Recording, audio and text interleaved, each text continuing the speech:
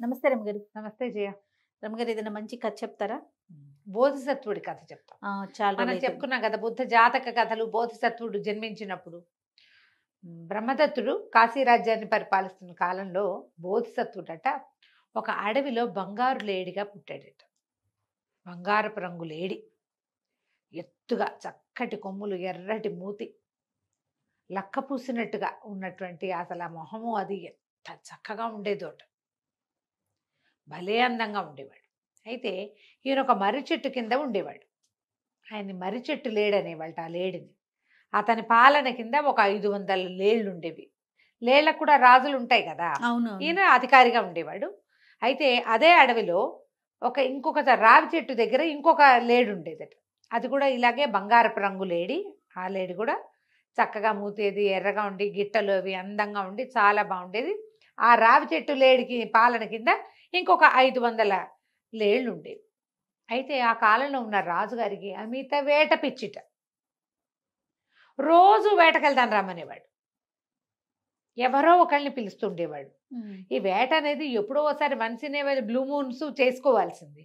పూట పూట పోయేది కాదు. అంతేగా. పిచ్చి పిచ్చిగా అలసిపోతారు జనం. ఎండలో పడి వెళ్ళాలి, తిండి తిప్పలు సరిగ్గా ఉండవు, మధ్యలో ప్రమాదాలు, ఎక్స్పెక్ట్ చేయనివి కూడా చాలా అవుతాయి కదా. వేట అంటే ఏమిటి? సినిమాటిక్ గా వెళ్ళి బాణం వేయటం, అదిగో వినోదం పంది, ఇదిగో మాత్రమే బాణం. కాదు. అబ్బే, మృగయా వినోదంలో ప్రమాదం పక్కనే ఉంది, ఎప్పుడు ఉంటుంది. ఇక ఊళ్ళో వాళ్ళు కూడా విసిగిపోయారట రాజుగారితో. ఈయన మృగ వినోదం. రాజుగారిని వద్దంటే కుదురుతుంది? కుదరదుగా. తూచి నాకు ఇష్టం లేదు, నేను రాను, తలనొప్పియాలంటే చెప్పడానికి వీల్లేదు. నీకు తలనొప్పి అయితే మీ నాన్నని పంపించు, మీ నాన్న తలనొప్పి అయితే మీ బాబాయిని పంపించు. ఇగోల ఇక జనం అంతా అనుకున్నారు, ఏమనుకున్నారట, ఈ రాజుగారికి లేళ్ల పిచ్చి, కొట్టేసి తెచ్చుకుని వండించుకోవాలి.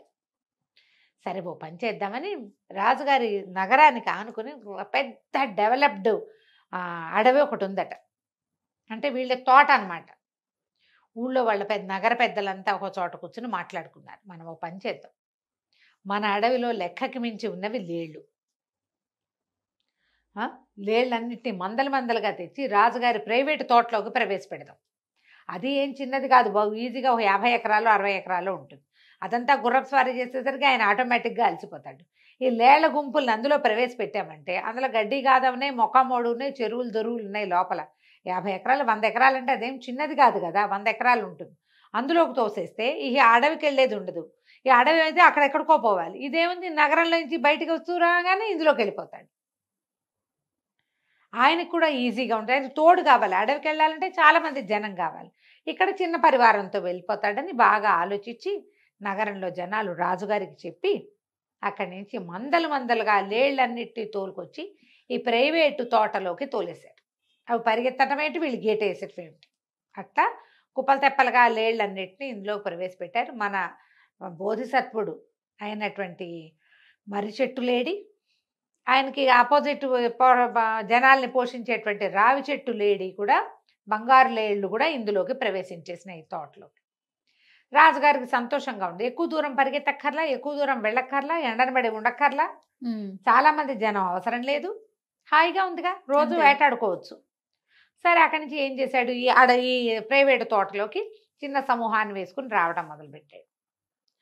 ఇక తొక్కిసలాట జరిగిపోతుంది. ఇలా ఒకళ్ళు వేటాడుతున్నారు అనగానే లేళ్ళు పరిగెత్తేస్తాయి, కొట్టేసుకుంటాయి, ఒకదాన్ని ఒకటి గుద్దేసుకుంటాయి.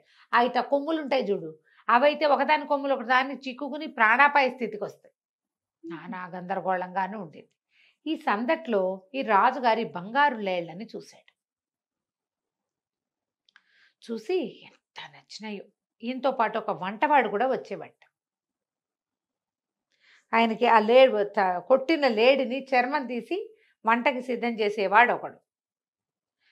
పొరపాటును కూడా ఆ లేళ్ళని కొట్టద్దు అని చెప్పాడు రాజు. ఆ లేళ్ళు చాలా అందంగా ఉన్నాయి, బంగారు లేళ్ళు రెండును, అని మర్రి చెట్టు లేడిని రావి చెట్టు లేడిని కొట్టద్దు అని చెప్పాడు. వీళ్ళు మిగిలిన వాళ్ళు ఎవరు వాటిని వేటాడేవారు కదా, కనపడినా సరే ఊరుకునేవాళ్ళు, ఆయనకి ఇష్టం లేదు కదా. అయితే ఏమైంది, రోజుల తరబడి రాజు ప్రతిరోజు వచ్చి ఇక్కడికి వచ్చేవాడు. ఓహో గోల, ఇవన్నీ కొట్టుకు తెచ్చేవి, పడిపోయేవి, కాళ్ళు విరిగిపోయేవి, మూతి పగిలిపోయేది, ఒకదాని కొమ్ములు ఇంకోదాని కంట్లో గుచ్చుకుపోయేవి, నానా కంగాళిగాను ఉండేది. అయితే ఒకనాడు ఏమైంది, ఈ రావి చెట్టు లేడి మర్రి చెట్టు లేడి ఇద్దరు అధికారులు కదంటే వీళ్ళిద్దరూ నాయకులు కదా, నాయకులు ఇద్దరు సంప్రదించుకున్నారు. మిత్రమా, ఏమిటి ఇట్లా చచ్చిపోతున్నాం మనం? రాజు తినేది రోజుకొక్క లేడు. ఆయన పరిగెత్తే వెర్రితోటి మన వెనకాల పరిగెడతాడు, మన వాళ్ళు భయంతో పరిగెడతారు. వీడేం కొట్టడు చేయడు, అలా ఏం తెలియదు. ప్రాణభయం. ప్రాణభయంతో ఒక్కదానికి మూడే బదులు 30 మందికి మూడుతోంది. అందుకని ఇలా చెయ్యొద్దు. మనమే ఒకళ్ళం వెళ్ళి రోజుకొకళ్ళు చొప్పున వంతులు వేసుకుని వెళ్ళి అందేసేద్దాం, ఆహారంగా వెళ్ళిపోదాం. వెళ్ళిపోతే ఇంక ఈ గోల ఉండదు, ఈ గోలే ఉండదు. ఈ మిగిలిన వాళ్ళంతా నలిగిపోవటం ఉండదు, సంతానాభివృద్ధి జరుగుతుంది. ఎందుకంటే లేళ్ళు విపరీతంగా కంటాయి పిల్లల్ని. లేళ్ళకి పిల్లలు ఎక్కువ. అందుకని పులుడు సింహాలు చూడు రేర్గా ఒక పిల్ల ఉంటుంది. లేళ్ళేం కుప్పలు తెప్పలుగా ఏటా ఉంటాయి, మరి ఇగో కంటాయి బాగా, ఏటా కంటాయి అవి చాలా వయసు వచ్చేదాకా. మనకు సంతాన సాఫల్యము ఎలాగో జరుగుతుంటుంది. ఈ గుద్దులాటల్లో కడుపుతోనవి చచ్చిపోతున్నాయి, చంటి పిల్లలు చచ్చిపోతున్నాయి, మగవి చచ్చిపోతున్నాయి. కాళ్ళు చేతులు విరిగిపోతే ఎందుకు పనికిరావు? కండానికి కనిపించడానికి కూడా పనికిరావు పాపం. అందుకని మనం ఓ పని చేద్దామని ఆలోచించుకున్నారు. ఆలోచించుకుని రాజుగారు ఇట్లా లోపలికి రాగానే రోజుకొక లేడు చొప్పున ఆయనకు అందటం. ఆ అందటం ఏమిటి, అక్కడ ఏదో ఒక బచ్చచాలు ఉంటుంది, వీటికి చెక్కు తీయటానికి చర్మం తీయటానికి ఒకటి పెట్టుకున్నారుగా, వీళ్ళు అక్కడ నుంచి ఉంటుంది లేడు. ఇక వేటాడే పని లేదు. రాజుకి ఏమనిపించిందో, రాజు కూడా దీనికి సరేననుకున్నాడు. కొన్నాళ్ళు జరిగింది. రోజు ఒక లేడి చొప్పున వచ్చేది, ఒక్కో ఫ్యామిలీ నుంచి. ఒక రోజు ఆ గుంపు నుంచి, ఓ రోజు ఈ గుంపు నుంచి వచ్చేది. కొన్నాళ్ళకి ఏమైంది, ఈ రావి చెట్టు లేడి గుంపులో ఒక లేడి పెద్ద నెలలు వచ్చినాయి దానికి. దాని వంతు వచ్చింది. వంతు వస్తే అది ఏం చేసింది, రావి చెట్టు లేడి దగ్గరికి వెళ్ళి, ప్రభు నన్ను నా బదులు ఎవరినైనా పంపించండి, నేను ఈయన మోపు మీద ఉన్నాను, రేపో మర్నాడో ఇంకో పిల్ల పుడితే పిల్ల పెద్దదవుతుంది, అప్పుడు రాజుగారి ఫలహారానికి కూడా ఉపయోగపడుతుంది పిల్ల. ఇప్పుడు నన్ను చంపేస్తే ఇద్దరం రెండు ఒకేసారి పోతాయి, నేను ఇంకా కనలేదు, మరి పసిబిడ్డ ఉండగా ఇట్లా చావుకు వెళ్ళటం నాకు ఇష్టం లేదు, నన్ను రక్షించండి, నా బదులు ఎవరినైనా పంపండి అంటే రావి చెట్టు లేడు ఒప్పుకోలేదు.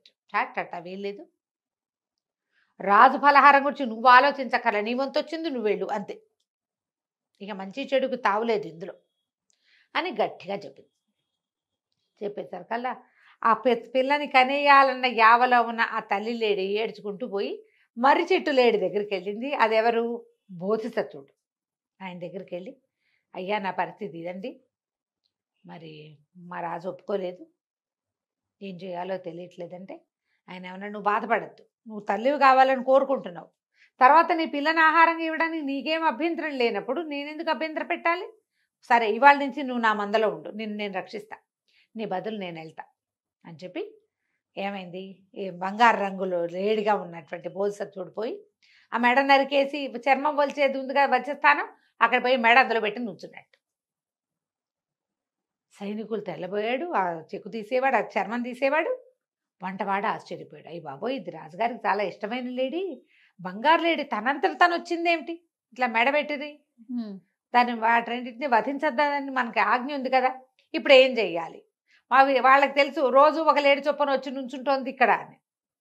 ఆ లైన్లో వచ్చిందేమో, ఇప్పుడు ఏం చేయాలని రాజుగారికి కబురు చేశారు, మీ ఫేవరెట్ బంగారు లేడీ వచ్చి వచ్చే మెడకాయ పెట్టి నుంచుంది అని. రాజుగారు హుటాహుటిన వచ్చాడు. అంతకుముందు అదట పరిగెడుతుంటే చూసేవాడు, దగ్గర నుంచి చూసే చాలా ఆనందించాడు, ఎంతో సంతోషించాడు. నువ్వెందుకు వచ్చావు, నేను నిన్ను సంహరించను, నువ్వు నాకు నచ్చావు, అందుకని నిన్ను రావి చెట్టు లేడిని రెండింటిని వదిలేసాము, నేను చంపను, నువ్వు వెళ్ళిపోమన్నాడు. అనేసరికల్లా ఈ రావి చెట్టు మర్రి చెట్టు లేడి ఏమని చెప్పింది, అది కాదండి, ఇట్లా రెండో గుంపులో ఉన్న ఒక గర్భవతి అయిన లేడిని రక్షించడం కోసం నేను వచ్చాను అనేసరికి రాజు అన్నాడు, సరే ఆ గర్భవతిని దాని పిల్లని రక్షించాను పో, దాని జోలి కూడా మేము రావు అంటే నేను అన్నాడు.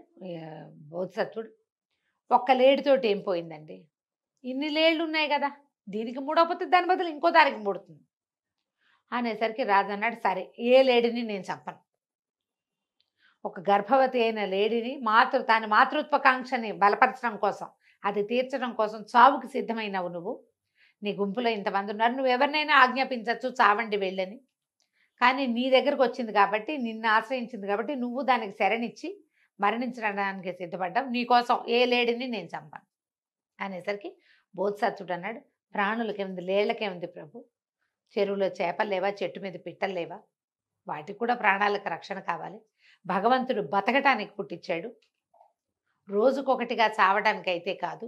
కాలం తీరకుండా అవి ఎందుకు చచ్చిపోవాలి ఎవరైనా అనగానే రాజు అన్నట్ట, సరే నేను చెట్టు మీద పిట్టను కొట్టను, చెరువులో చేపను కొట్టను, ఈ దీంట్లో ఉన్న ఏ చేపని మేము పట్టం, ఏ పక్షిని మేము కొట్టం. అంటే ఇప్పుడు ఈ ఒక్కటేనా, ఎంత ప్రదేశం ఉంది భూమి మీద, ఈ ఇన్ని ప్రదేశాల్లో ఉన్న ప్రాణులకు రక్షణ వద్దా అని అడిగేట బోధిసత్వుడు. నువ్వేం చేయమంటావో చెప్పన్నట్టు. ప్రాణిహింస మానేసేయి, నువ్వు హింసతో కూడుకున్న ఆహార స్వీకారాన్ని మానేయమన్నట. బుద్ధిజం అంతే కదా. అంతేగా, హింసించకుండా నువ్వు తినలేవా, అది ఏడుస్తుంది, దానికి రక్తం వస్తుంది, దానికి ఒక కుటుంబం ఉంటుంది. నువ్వు చెట్లు మాత్రం చెట్లకు ప్రాణం ఉండదా అని కొంతమంది ఈ మధ్య తెగబడి పోట్లాడుతున్నారమ్మా. చెట్లకు ప్రాణం ఉంటుందేమో, దాంట్లోంచి రక్తం రాదు, దానికి ఫ్యామిలీ డెవలప్మెంట్ ఉండదు, ఓ భర్త ఓ పిల్లలు ఓ రెండు అలా ఉండదు కదా, ఉండదుగా, ఉండదు. చెట్టు పుష్పించినప్పుడే దాని సంతానం నేలకు వెళ్ళిపోతుంది.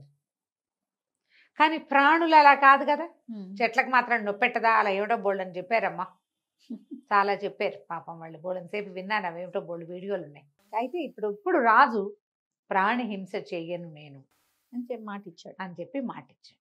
ఆ తర్వాత చాలా కాలం ఆ లేళ్ళు ఇక మొత్తం తోటంతా నిండిపోయాక వాళ్ళని వదిలిపెట్టేశారు.